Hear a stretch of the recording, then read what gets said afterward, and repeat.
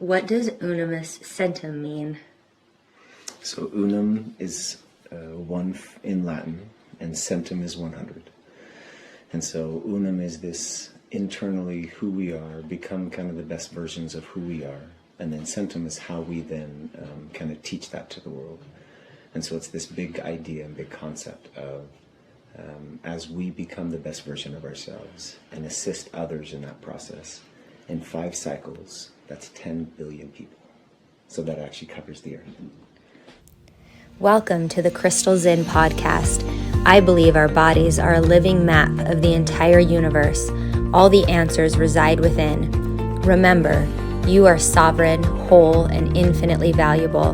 And the best gift we can give to the world is our own healing.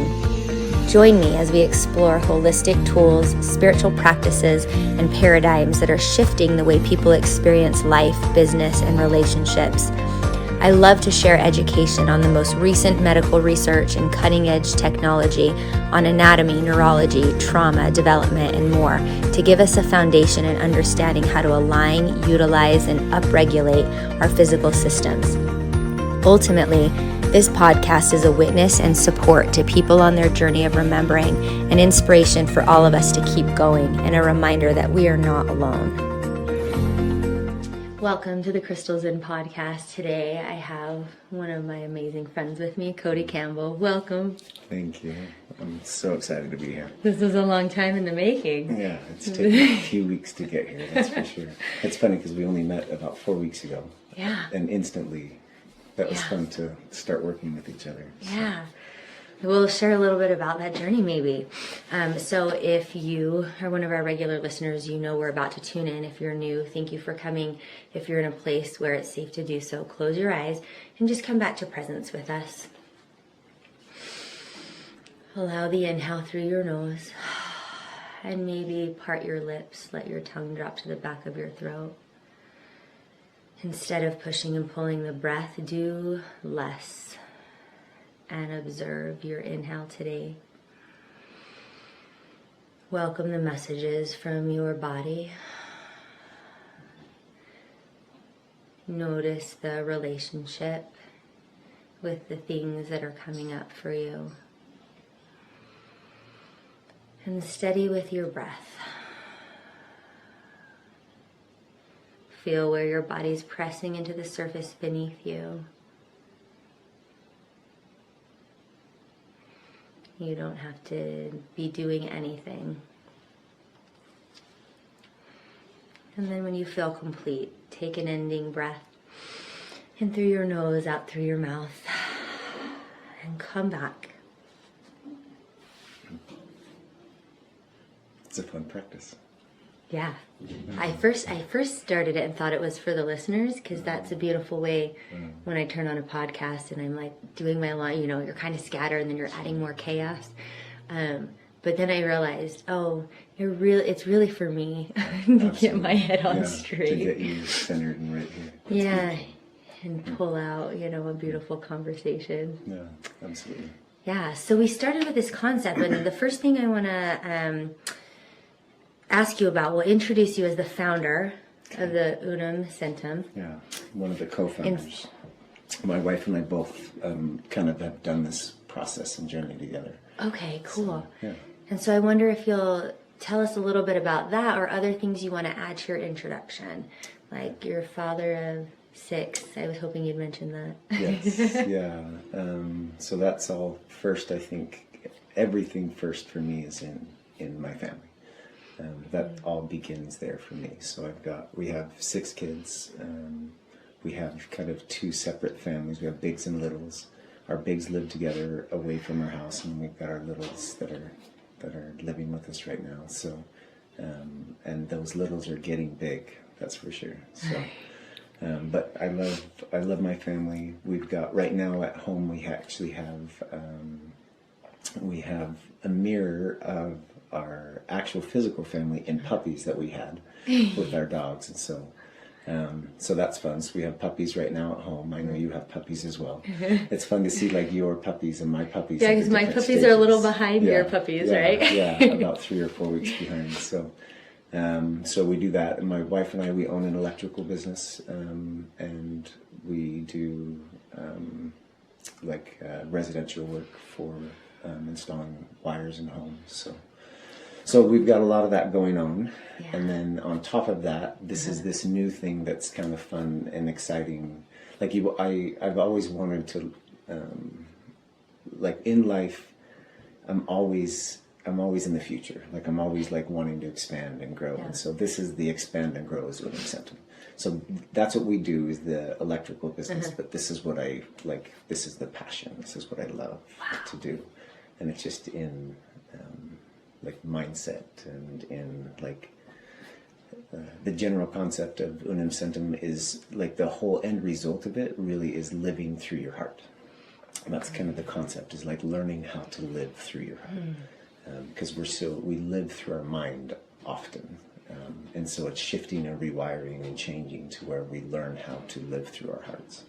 Because our heart always knows. Our heart is always right. And so if you use that as the filter, then it's beautiful. Like that's what produces it's not always the words that we say. It's actually the energy behind the words. And that energy can, if it comes from the heart, then it doesn't matter what you say. If it comes from the heart, you can say anything to anybody and they'll receive it with that pure love and intention, because you're sending it through the heart. And how they receive it is theirs. But like more often than not, like as you send it in the right energy, then it's received in the right energy. So wow, that's power. And I know that's true because I and maybe people can relate to this, you can orchestrate the most beautiful communication that you feel like needs to get across in business or in a relationship. But if you're not right in the heart, then there is a result and a consequence, and then you're just sitting there going like, I know, I rehearsed that should have been wait, that wasn't supposed to go that way, right? Yeah. And more often than not, that's actually the mind. Because the mind actually told you to pre-engineer the moment and design it to look like something. Right. Living from the heart is knowing in the moment that you're actually going to say the right thing. Because then you're not trying to remember and rehearse and like, this is the thing that I was going to do. Like living from the heart is being in the moment and being present and being here right now and trusting in me and the moment that it's all perfect and I don't need to pre-engineer or predetermine or pre-design anything, because I trust myself in the moment. Yeah. So that's the Unum. And what a beautiful concept. And when we can remember those times we've done that, we know it, but also that is a difficult thing to keep practicing. Yes. So Unum, it's a muscle. Yeah, it's a muscle. Yeah. So Unum Centum is that concept and pervading of those things. And I wonder if you would be willing to share as little or as much as you want about maybe how you got there or what birthed this project. Yeah. So I have two tattoos. At the time we went on my son's senior trip, I have one tattoo. This one is our family Campbell crest, and this says "Ne obliscaris" on it. So it's in Latin, and it says "forget not" in Latin. And so this is actually the Campbell clan. Like this is our kind of motto. You know what I mean? Like as a Campbell clan. And so me and my brothers got the tattoo, and then my son actually got it as well. And so we were on a senior trip, and it was fun because we were talking about the concept of like, what does that mean? Like, what's the idea of forget not mean? And it was almost like, cool, that's like the Campbell thing, but like, what's our family motto? And so it started this whole beautiful discussion about like, what do we live by? Like, what's our creed? What do we live by? What is our family motto? And so by the end of that trip, we had come up with Unum Centum. And 1 in 100, there's even another way to look at it. There's so many different like elements or ways to look at it, but the other way to look at it is to be the 1%. Live like you're 1%. Like everybody, we all believe that there's like a 1% club that does whatever they want, however they want, whenever they want. And they live this life that's beautiful. But we're like, oh, that's the 1%ers, right? And this idea that we are, you know who's in the 1% club? Whoever thinks they are. Like that's it. The only rule and guideline is that you know that you're the 1%er, and then you just live life in that way. You live life like you're 1%. And so That's kind of like a more arrogant way of looking at it. But like that's kind of what the birth of this was just this concept of living the best version of your life. And it's become the one to then, it moved into, from that concept into become the one to help to help 100, right? Be a person that like has the ability and the space and the time to be able to assist others. And so kind of moved through these kind of different like levels of what it meant. And it was this kind of beautiful moment that we were sitting on the back porch. And I believe, so again, the big idea and concept of Unum Centum is I believe we all have superpowers. Like we all have a lot of superpowers, but we all have one very specific superpower that will actually change the vibration of the earth, right?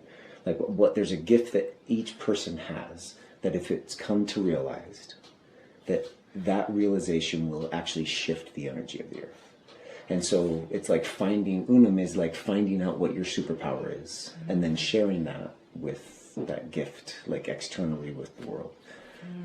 And so the Centum part, so then we were sitting on our back porch, had just a very genuine moment, and I actually knew that God was listening. Like I was connected with God in that moment.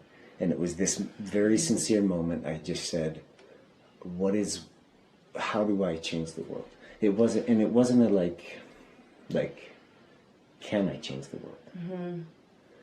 It was, I already knew that I could, but I wanted to know how. Like what's the piece that I get to play? And so, and instantly, like I remember instantly it was Unum Centum. And so it was this idea of like, I didn't even quite understand it but I just knew like I was getting the pieces, and this whole process has been fun because I would learn something and I would come to realize it later, right? And so it's been fun because even in this process of this book, like I haven't wrote a lot of concepts down, and I don't. It's just, I have a thought, I don't hold on to it. I just come to realize that in the future moment, I'll come to realize the things that I just thought of, right? So I don't even have to capture them because they're coming back around, and then I'll come to know these things, and I'll have realized them, and so then you don't need to write them down because they're yours. You know, it's who you are. It's a part of you. It's a part of your being. So, so then this process was almost like in the progress of this whole thing and ideas, and we had all of these thoughts, and I struggle writing. Okay. Like I can't physically write or even type. My mind is so like out there. And I realized like I have some form of dyslexia or something. I don't know. Like I see images. I actually don't read words. I see images when I do it. And so I'm like, how am I going to write this book? Because I felt like there's a book, and I'm like, how do I write a book? And I don't even really know how to write. Yeah, like I'm going to draw these pictures so people understand. Well, that's probably really validating for a lot of people. Yeah. Because we go through a lot of tools and practices, and journaling's one of them. And I've encountered a lot of people who are like, that doesn't work for me. Yeah, it can be hard, right, for some people, and so how are you gonna get the book?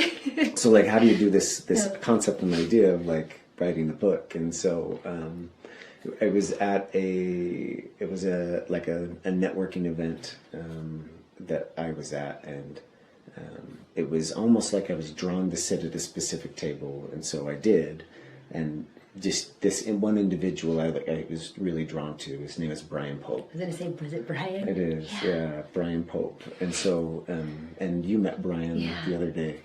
And so it like I was practicing this concept of the surrender experiment by Michael Sr., where like I don't know beautiful book. Yeah. I don't know what anybody else got out of it, but what I got out of it was, if there's not a good reason to say no, then say yes. Right? And so like I was practicing that space of like, okay, well, if there's not a good reason to say no, then say yes. And so met Brian, pulled him aside, and I just could tell like he's a person that could see from the trees, but actually lived in the weeds. And like he could actually do both, right? And you can't find, like, you're actually one of those people that does both. That's a beautiful description, because he did that to me. but I didn't know who he was. Oh, interesting. Huh. Yeah. You're actually somebody that does that too. Like you have the ability to be up here dreaming and you're actually in the weeds. Yeah. And you're an anomaly. Like there's not a lot of people that have both of those abilities. Well, thank you, I think. No, it is. It's a good thing. Absolutely. Cool. So, anyways, he's like, I'm a ghostwriter, and I'm like, no kidding. There's a book that I feel like we're writing and should be writing. He's like, I have the space right now to do it, and so it was just this like, well, let's do it. Let's move forward, because again, this is a side thing. It's not the thing. It's the side thing, and so like as things show up, it's just this like creation of. And so he's done with his portion. Okay. My wife and I are on the editing side on our end, and then we'll come together and put it all together. And so it's been a fun project to do. That's I feel like that's the gift that I get, that I bring to the world, is maybe this awareness of kind of a big picture, a big dream. And I'm not the first one to say it. These aren't new ideas. Right. It's just kind of through my lens, or through our lens, how we have seen it, and the transition that I feel like I've been through, because I feel like I have been in a lot of chaos. Yeah. Well, and I think that's the beauty and the gift of it, because I remember you told me that concept the first night I met you. I don't know if you remember that. And when I asked what it meant, and you had reiterated that idea of the one true authentic gift coming through each person individually was the way, like capital T, the way. And I just felt all the things in my body when you said that out loud, because I had thought that's the thing I'd been dancing around. That's actually the thing I had been creating even with this podcast, which was mine the gold and the divine out of each person. Like there's something about that path that feels like the way, and like you've done hundreds of times since, you just grounded it. You gave it a concept, you gave it a word, you gave it clarity, and my body was like, that's it. That's awesome. And so that I wanted to double click on, because it's not about giving somebody something they don't have. Right, or doing something for somebody, or saving them, or helping them. Really, even though you use that terminology early, it's more about helping them self-realize and actualize. Yes, always.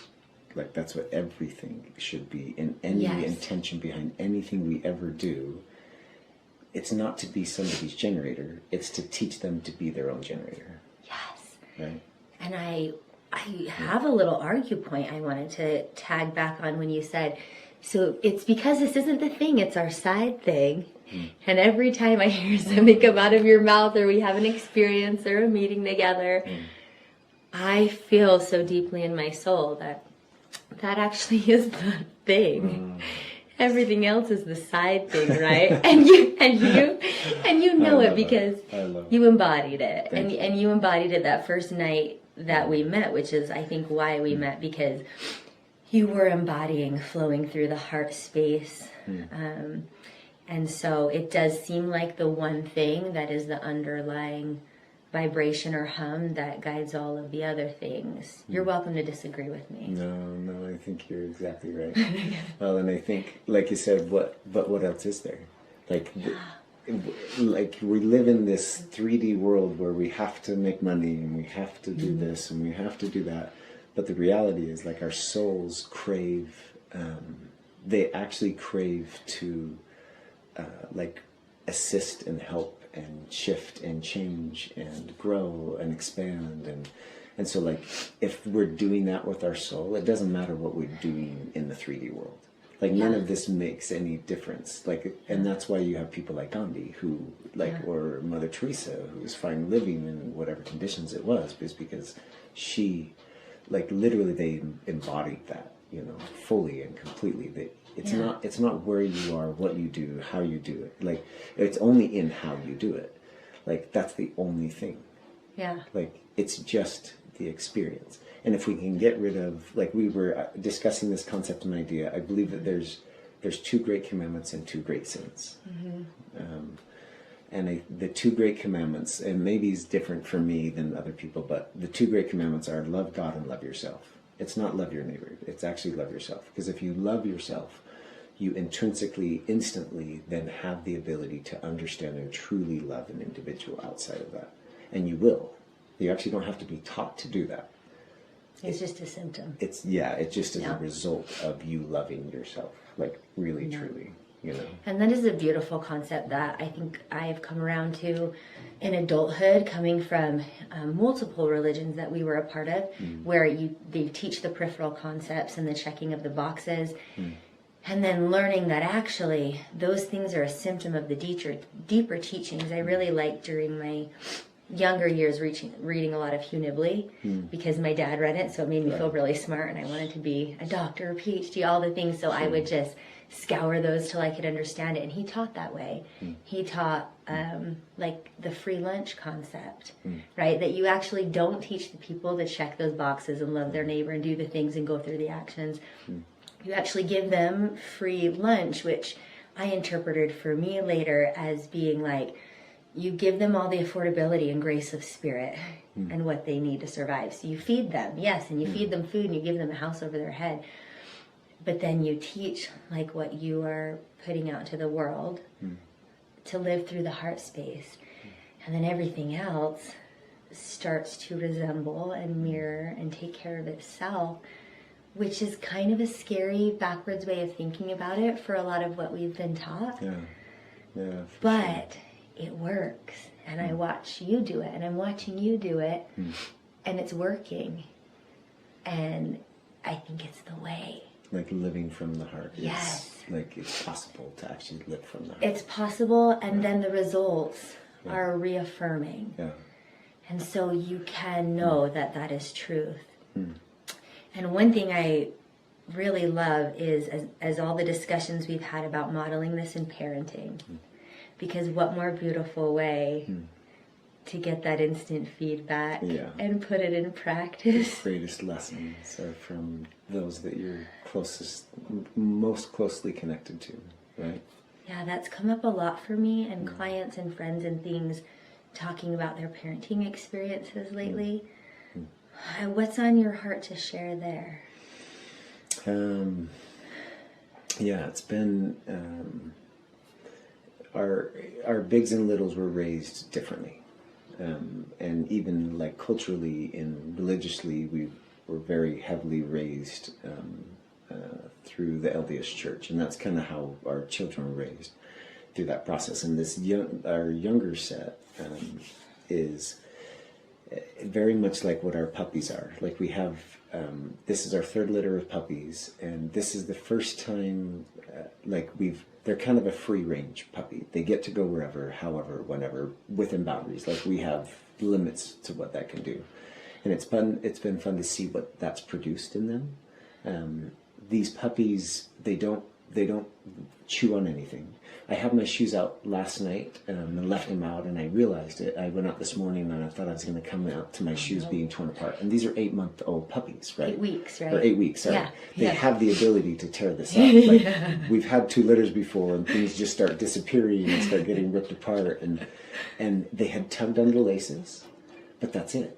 Like they weren't in destruction mode and I feel like it's this concept that these puppies, I actually am seeing their full personality individually in each one of them, because we haven't controlled it. We've allowed them to be who they are, and we've even allowed them to live like on our back patio in our space. We'll have the door open, they don't come inside, they know that that's their boundary, the mom and dad will come inside.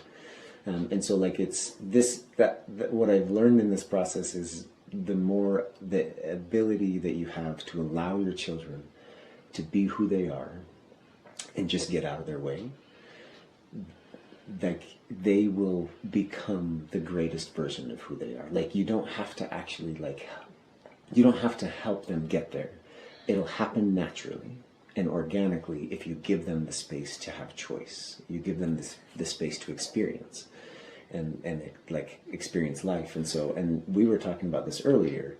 This is really fun in concept and idea. Like it's really great out here, and then you put it in reality, and there's so much energy spent in having that mentality for each one of your children. Yeah. because they self-govern. Yes. They can self-govern. But to allow for that process, sometimes I feel like, and I feel like you've got me on this one, I want to hear so much more wisdom from you, and I have, and I love it, and thank you. But sometimes when we have talked about this, I had this picture in my head of, you know, when you put the bumpers up and you take them bowling? Yes. And when they first start, they just chuck it as hard as they can, and it starts bouncing left and right and left and right. And oftentimes they knock down more pins than I do without the bumpers in my aim and my practice. But they're sort of learning that self-governance. And so that is a big concept, I think, even for parents just in general, because that's not how we've been taught to parent. And that's not how we've been parented in the last generation. And so that type, what does that require of you as a parent to be able to allow for that? I mean, what does that require in your nervous system, in your faith, and what does that require of you as a person to hold space for a system like that? Yeah. I think like it's this concept back to Unum. Like you have to be at a centered place yourself individually. And I believe, and we were talking about this concept earlier about being your own generator. Like you have a lot of, I would say a good majority of the world actually uses each other as a generator. And in that, what I mean by that is like, I need from you to know whether or not I feel good about me. So like I'm checking in constantly with everybody and everything else. And so I'm using all of this as a guide. And if you all feel like I'm doing well, then I have the energy to be able to be who I am, right? But if I lose that energy source, then it's like sounds like a nightmare in parenting. It's like a 1970s generator that you're like pulling and running the ripcord, and it's like gas is like smoke is all over and the thing's like shaking. You have your own generator, but it's not a great source of energy, right? And it's not very clean power. It's not. And so like as you go through this process of I believe like shedding the need to have other people as a source of energy, that you literally can be disconnected fully and completely from any of that, and you then are your own internal generator. And the only way, if you then are in your own, if you're your own generator, you now have the purest source of energy. It's like a brand new generator that has solar panels on it that runs, and it's so quiet, right? And it has an electric motor. That's what's producing the energy, and the byproduct of that is really clean, right? And it's not this really messy, like I gotta create my own energy. It's like, no, I'm good. And so you have it because you have the cleanest source and purest source of energy that's internal inside of you. And then you have the ability to give outwardly to others. So it was this like, again, concept of being a little selfish and being, because when you are, then you can then internally, externally be able to shift and change. But until you are your own source and you're not relying on other people, then you can't do that. You can't. Well, it's like whatever your mood is what determines what my, like how much energy I get. So if you're being a jerk today, then I don't get any energy. And so and the children are going through so much because they're coming home unregulated, and they're learning. And they're, I don't even know that we need to name some of those. It just makes we can feel it in our bodies. It just makes me giggle. Well, what you're putting yourself in the war zone and in the, and that's where all the magic happens. That's the next generation. That's where it's most important to lead from the heart, and most important to be self-generating and still, wow. It's so beautiful in parenting. And then what are some of the results you've seen from that? Very confident, very independent children. I had my son the other day that we talk about this often. Like the world that we're living in is unfair because just like there's prejudice against women and prejudice against different races, he's like, there's prejudice against children. And I was like, how so? And he's like, because everybody just assumes we're idiots. Like, everybody just assumes we don't know what we're doing. And they assume that we're lying to them. Like, and so we're actually not given the benefit of the doubt. I assume the worst in you instead of assuming the best in you, right? And I think that this interesting concept in the world that our children actually are beings living from their heart. We're trying to stuff this like living from your mind stuff down their throat, but they're like, no, I'm just living from my heart. I just want to live like I don't want to live that way.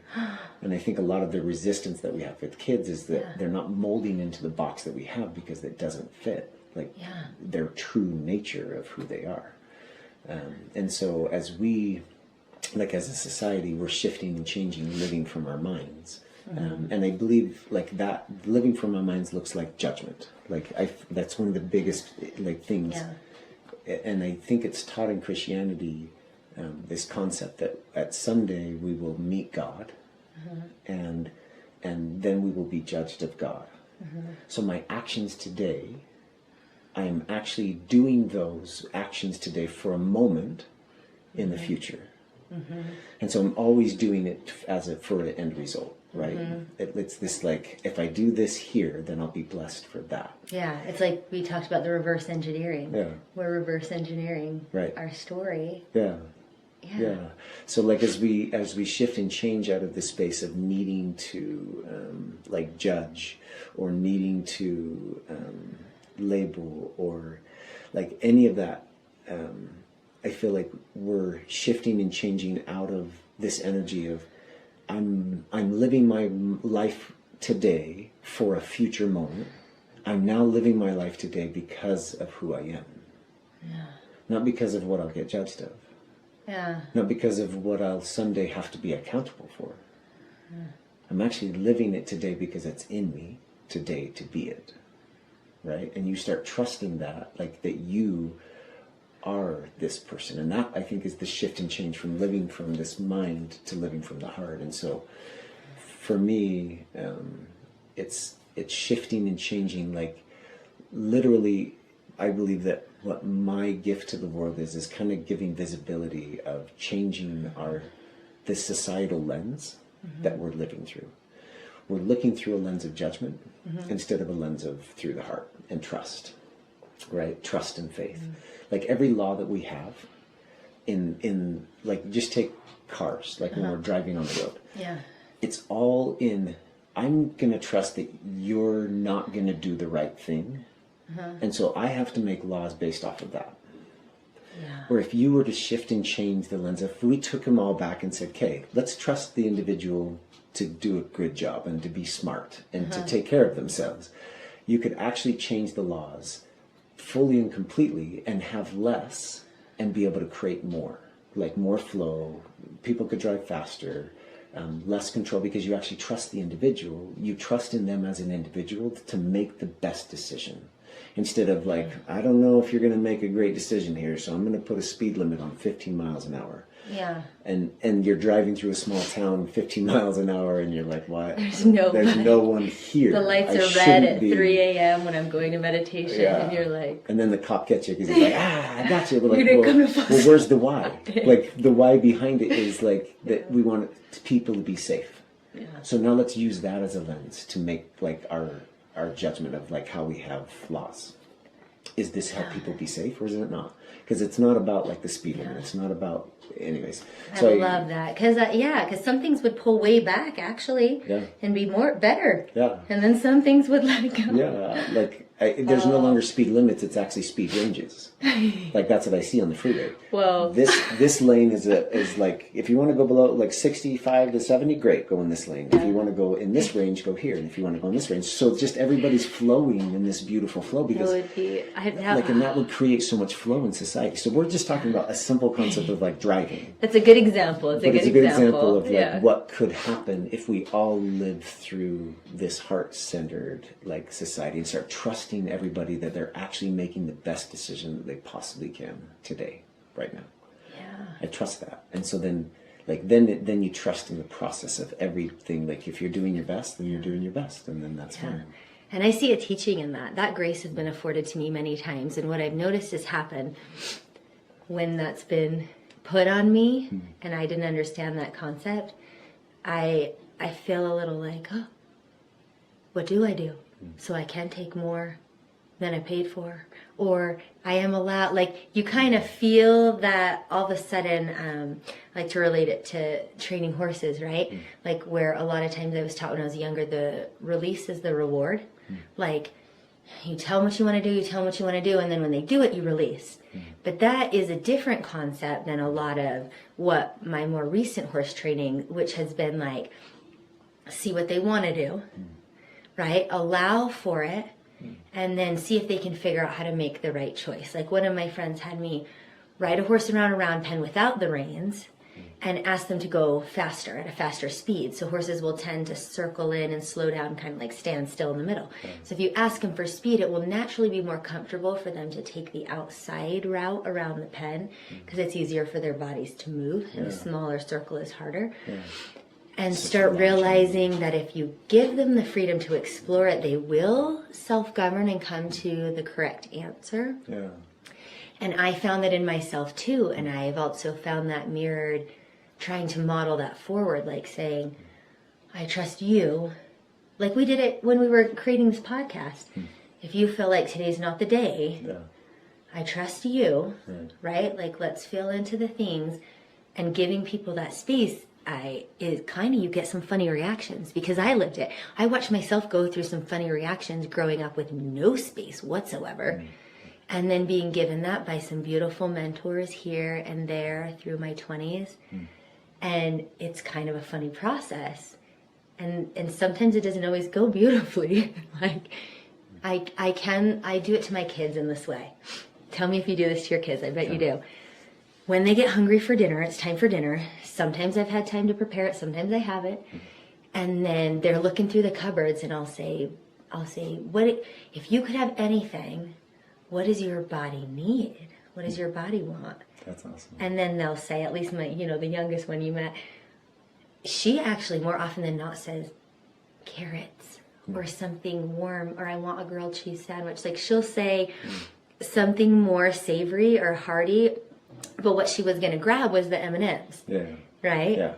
And also, I have done that to my son before, and I usually get good results teaching them in that space, and so it's fun to watch.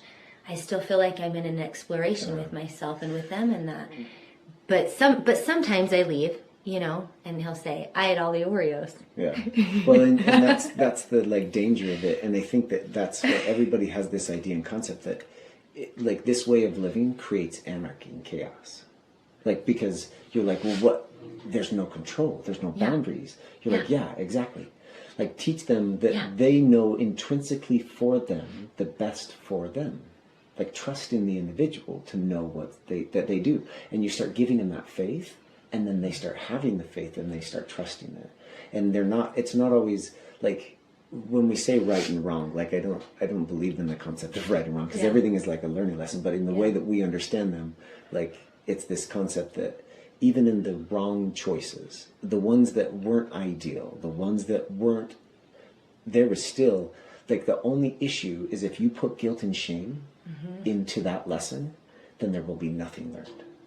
And those are the two sins that you mentioned earlier. Those are the two sins. Yeah, there's 2 great commandments and 2 great sins. And there's the only 2 sins, it's not what they're doing, it's how they feel about what they're doing.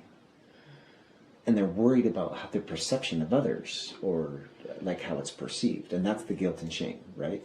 So it's not the action that they're doing, and we're so focused on the action, what it is that they're doing, when it's really just the guilt and shame behind it. So whatever anybody's doing ever, that's the sin that's behind it, and that's driving, it's divorce isn't bad.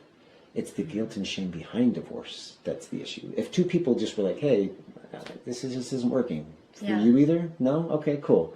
Let's set our separate ways. That's, divorce isn't a problem. It's how people react to a divorce that is the issue. But everybody's like, oh, it's an epidemic. Divorce is an issue.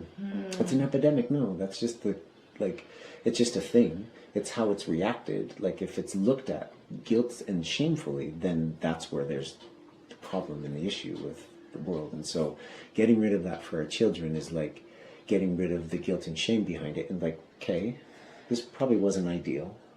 What could have gone differently? Yeah, like, how could now this you have a been tummy ache. You ate all the Oreos. Yeah, oof, that sucks. What's the feedback there? Yeah, like, and then you help them learn the lesson of it instead of like, you ate all of the bag of the Oreos, and now I have to go and like, this is how this affected me. It's like, ooh, ew, that's gonna hurt later.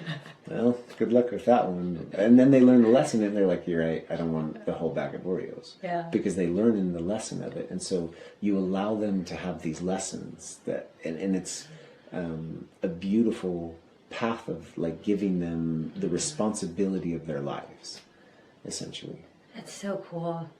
It's so beautiful. I don't know if people can feel it through the podcast, but every time you talk, and like I feel so inspired and so free, and like I know you don't come upon these concepts lightly. The thing that kept running through my head was, wow, how are you sitting here saying these things and embodying them and living in them and self-generating and feeling the joy, especially knowing where you came from. And to be able to get there is just, it's really inspiring. It's really beautiful to be able to return to wholeness and channel some of these things. Thank you. I just, wow. Thank you. It's cool. Yeah, it's cool. It is fun to think like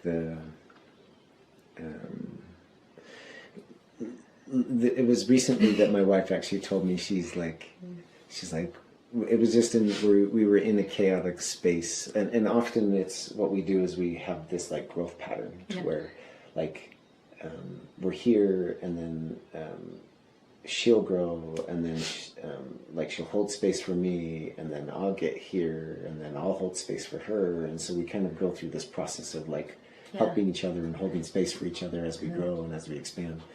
And so she was like, what are we doing writing a book? Unum Centum. Like, who do we think that we are? That we are not this Unum. We're not Unum Centum. Like, she was like mocking it. And I go, no. And that's the thing. It's never an arrival point. You never arrive at Unum Centum. It's a state of being. It's a concept that you're trying to live constantly. Like, never do we arrive. Yeah. You never get there because there's never a there. There's always something to go beyond there. Yeah, because as soon as you think it is an arrival, then you can get what she got, which is like, I am not that. Right. Like, I can't be that. Or then you get there and you're like, I'm that. And then you're like, well, then you limited yourself to that. Yeah. And now you're only that. Or a few minutes later, the universe shows you how you're not that. Yeah. Like, or that you're more expansive than that. Yeah. And so then, yeah. I love that. That she did that. Yeah, and so so it's just been this fun, like, again, and I love, and thank you for the faith that you see in it all, and that you almost even like putting it out loud is what I like need to do to have vibration to it, for it to, like, and it's this idea that I've learned through a great friend of ours. She had said that we can't do it alone, and no one can do it for us. And I love that concept. That's kind of the like embodiment of all of like Unum Centum is like, yeah, you have to do it alone. You have to do it yourself. Yes. But you can't, like, I actually need you to show me what about me that I need to change. Right? Because we're always so worried, like, you have to actually, like, I had a good friend, a good friend of mine, Paul Jones. He was like, how do you he's like, I don't understand the concept. He's like, I need other people to kind of check myself. Yes. Right? And that's a general concept. I would believe in like the 3D world. Yes, you do. Yeah. But in the 5D world, you don't need people to like check against. You just kind of need people that you can bounce off of. Right? Yeah. And that you can test, and that you can kind of feel. And so we can record a whole episode on the paradox. I love the paradox that comes out of you. Yes, we don't need, because we did it too. I said, no, I know I didn't need you to hold me and witness me in my trauma. I know I didn't, but I did. So sometimes it's like the body, like my friend Caden wrote this yesterday. He said what we were saying last night. He texted it to me when I was at my friend event, and he said, what I learned from Christ is it's a vibrational way of being that you just live in. You hold the vibration, and everything else happens around you. He said, it's like my hand. It's like I don't need my hand, but I need my hand, you know? And and it's like what you were saying, Ryan, it's like our body. Yes, we don't need our hands or our feet or our body or the feedback to do it, because we are spirit and we can transcend that. But we need our body to do the things. Yeah. We need it to learn. Yeah. We don't need it to learn. So it's those paradoxes are so everything in life is fascinating. And there's a lot of pop stuff out there now with like the sovereignty and the trauma and the savior mentality and kind of pulling back from that. You know, and I think the pendulum did need to swing so we could understand where we had a discrepancy and we're holding on more one than the other. But I think the truth lies in the cognitive dissonance and the paradox. And those fly out of your mouth all the time, and I love it. I feel like I wanted to add more to that. What did you say to me earlier? You don't have to. What did you say? You don't have to, but you do, right? There's no shoulda, woulda, coulda, but there is. Like there's some paradox in all of that as well. And I think when you can, the idea of holding cognitive dissonance anatomically in your body connects both hemispheres of your brain. Okay. So you're actually only isolating and using a specific container in one way of actioning, physically or mentally. But the ability to hold cognitive dissonance notates emotional intelligence and maturity, and also like physical and mental intelligence in the body. And it fires up more evenly in your brain, both hemispheres in an even pattern with vibration, when you can understand and hold cognitive dissonance and say, and I love him, and we should get divorced. I know I can do it alone, and I need other people. And that's actually fires both sides of your body, which I think is really cool because it's representative. And in Kundalini and other concepts, we believe it's literal divine masculine and feminine energy in your body, just in a rajas and tapas way, just in a yin and yang way. And so when both of those come online together, that's where the magic happens. Yeah, that's where the power is. So I guess all that to just say, I love that you do that because it's layered. The fact that it comes out of you so easily, and you can mirror that and hold that for people. And I think you said to me that first night about the 1 in 100 and how many people that can affect. We used as the tagline for this episode. I think you held that in cognitive dissonance that night as well. Do you remember what you said? It's not about some people will affect one person, some people will affect millions. You had said something like that in cognitive dissonance, that yes, it is only about you and the one, and you will affect. I think the concept of the 1 in 100 is that, again, for me, everything became lighter when I just have to help 100 people reach their superpower. Like, I can do that. I can help 100 people, right? And so it's this general concept and idea that it's light enough to hold, that it's not my responsibility to change the world. Because like when it was this concept of changing the world, I was like, I felt it. Like that night was like, this is big. Like it felt so big. And so like it had felt so big for so long until we came to this concept of like 1 in 100. And you tap into you and help 100 people. And so the big idea is like, you don't have to do it all, right? And there will be some that help 1, some that will help 10, some that will help 100, and then there will be some that help thousands, and some that help millions. And Christ is in that category of billions and trillions. And so like that's what his impact was, that he was able to produce, was in that massive capacity.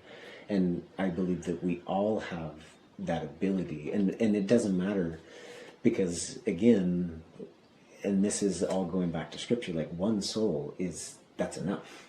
Like if you make a shift and a change for one individual, like that's it. Like you've created like almost like a crack in the cosmos or whatever that like is breaking this like mold that's holding us down to this 3D realm and the 3D world. And so I see it like every time a person becomes aware of their power and their gifts and their abilities, it's like hitting like one little thing and it just does this little shatter and this little shatter and this little shatter, and like eventually enough of those pings that hit, then it'll break, right? And and there won't be anything but to be happy. Like the vibration of the world will just be like there. It'll just be expanded because it's not held by our limiting concepts or beliefs, and we all trust and love and faith instead of fear, and are stressed and worried. Like we live in this beautiful space of like allowance and so like that's the big dream, is this like the world, because even in the idea in the beginning was like, how do I change the world, is what I thought, and now the world doesn't need to be changed. Like it's actually perfect the way that it is. There's nothing wrong with the world, and if we shifted the vibration, then everything for everyone will get better. You know, like, so it's this like everything's fine the way it is, and if you want to get better, it's like this all the time. I'm like, cool.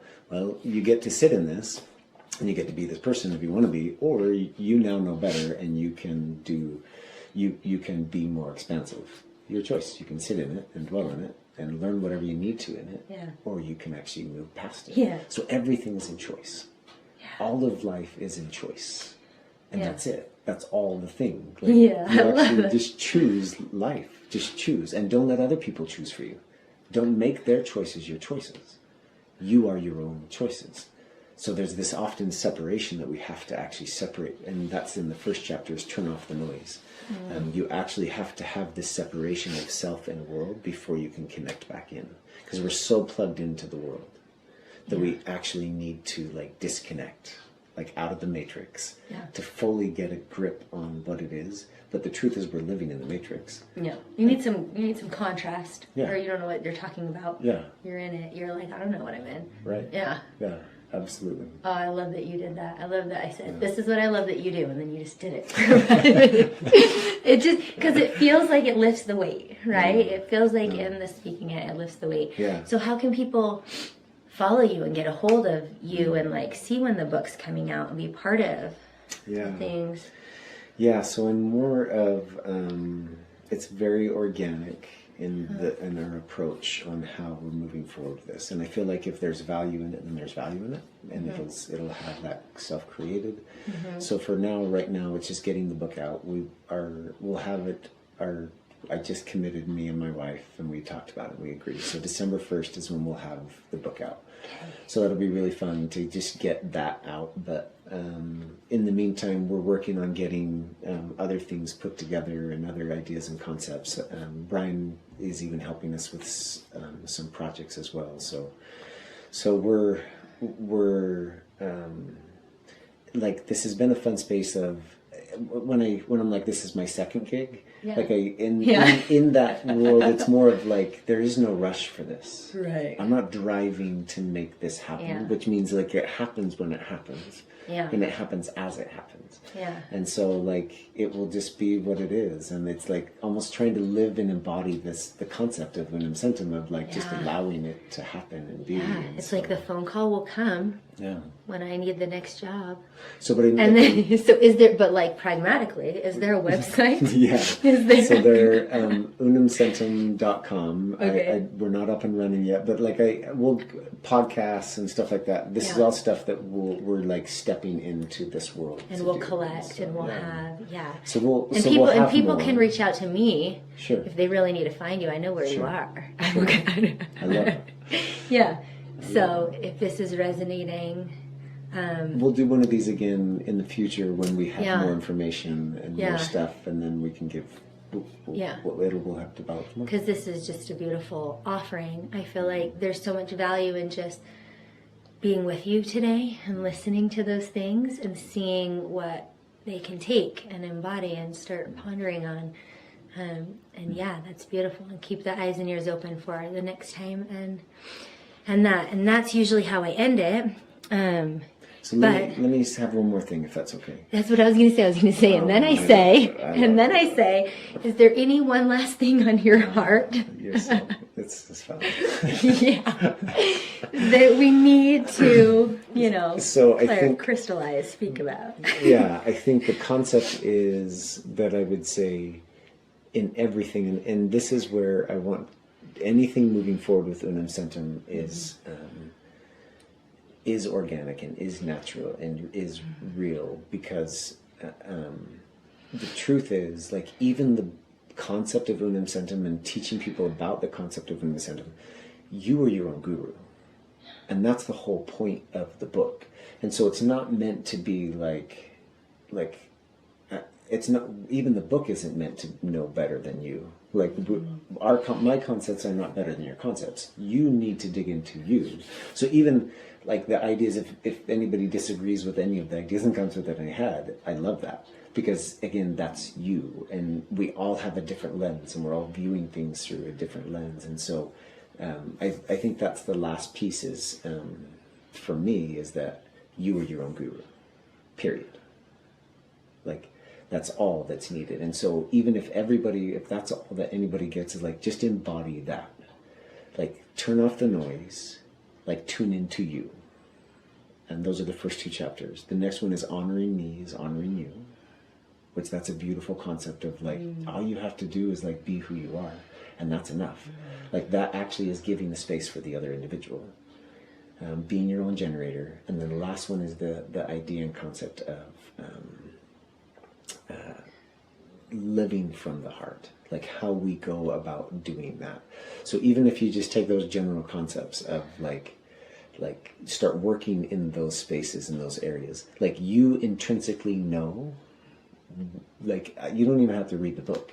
If you have the idea and concept of beyond generator, like, well, what does that look like for me? Yeah. That's all that's needed, right? Because you are your own guru, and we are connected with God, and we do have that ability to be the source. Like, I'm not special. Like, I'm unique in the sense that I've embodied that. There's right? another paradox. Yeah. So, but everybody has the ability, right? Like, I'm not special, I'm unique, right? And that's what feels different, is that, like, anybody can do it, and everybody has the ability to do it. It's just trusting yourself and trusting that process. And even when you're wrong or you're off or something doesn't hit, then you don't beat yourself up for it. You just learn from the lesson of it. Like, okay, I see that was something that I'm going to shift and adjust in the future. But you give yourself the grace to maneuver through it, instead of judging yourself for, like, not getting it. Or you're like, if you didn't get it, then why didn't you get it? Instead of that you didn't get it, I'm so mad I didn't get it, I should be over this by now. It's, well, why didn't you get it? Like, there's a lesson in it, always. So be your own guru, I think, is what, like, there's nothing needed even in Unum Centum. It's just an idea or a concept of self-realization. Yeah, and there are places where it is needed, which is why you're birthing it, and it will be out December 1st. Yeah, I'm so excited. Thank you so much. Thank you. I think that feels good to close the container of the podcast on. So thanks to our listeners. As always, follow me online, leave comments, tell me what you're interested in, shoot us awesome people you want to hear me talk to, and be your own guru. Satnam. I love it. Thank you. Thank you. Thank you for listening. Connect with me on Instagram at Crystal Zen Yoga. Subscribe on my website at crystalzenyoga.com to receive tools and practices for your holistic journey, and to be the first to know about offerings, workshops, trainings, and retreats. We live in powerful times that require courage, bravery, compassion, authenticity, community, and grounding.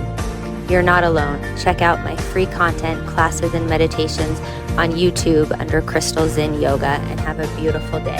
Satnam.